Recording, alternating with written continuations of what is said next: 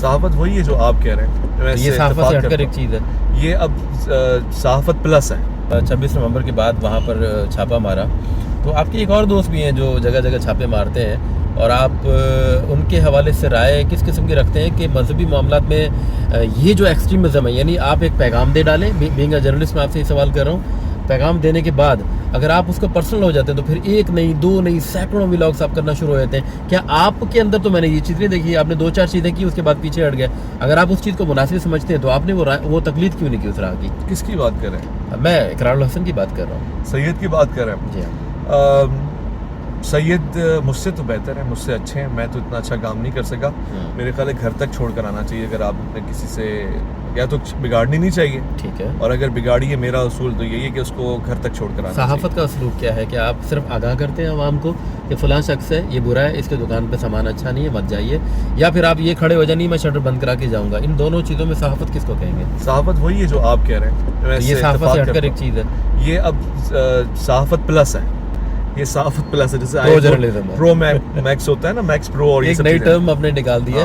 یہ ضرور آپ کہہ رہے ہیں کہ یہ صحافت نہیں ہے. اس کی وجوہات بھی میں آپ کو دوں گا، حالانکہ وکالت نہیں کر رہا، خود آپ سے اس کا دفاع کریں گے، مگر چونکہ کلوزلی مانیٹر کیا ہے اس پورے پروسیس کو، تو اس لیے کہہ رہا ہوں. صحافت تب رہتی ہے جب آپ، جیسے آپ نے مثال دی کہ دکان پہ آئے اور بتایا یہ چونا بیچ رہا ہے، یہ جعلی بیچ رہا ہے، یہ نکلی بیچ رہا ہے، اس کے بعد ختم ہو گیا، خبر نشر ہو گئی، صحافت تھی.